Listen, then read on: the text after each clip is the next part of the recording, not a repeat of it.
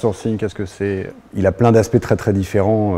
Comment est-ce qu'on peut demander à des gens de participer pour résoudre ou poser intelligemment une question particulière? Et là, en l'occurrence, ce dont on va parler aujourd'hui, c'est pour récolter des données. Soit des informations très génériques sur la ville, par exemple sur les équipements cyclables. Ce qui m'intéresse en particulier, c'est plutôt la partie, on va dire, travail du côté des services de la ville. Comment est-ce qu'il faut penser forcément en même temps, on va dire, le workflow, qui peut être ou pas numérisé, qu'il est de plus en plus évidemment de la ville, et ces nouveaux outils qui viennent le transformer, mais sans doute qu'il faut qu'il ne le transforme pas trop radicalement pour qu'il soit efficace. Un risque typique, c'est surcharger complètement les services de la ville en les noyant de données. Un autre risque, c'est une incommensurabilité complète du vocabulaire, c'est-à-dire qu'on ne parle pas de la même chose, on ne sait pas de quoi on parle, on ne sait pas ce que c'est. Typiquement sur les aménagements cyclables, où le vocabulaire n'est pas complètement stabilisé, il ne faut pas que les vocabulaires, on va dire, des gestionnaires de la ville soient redéfinis de A à Z par le travail du crowdsourcing.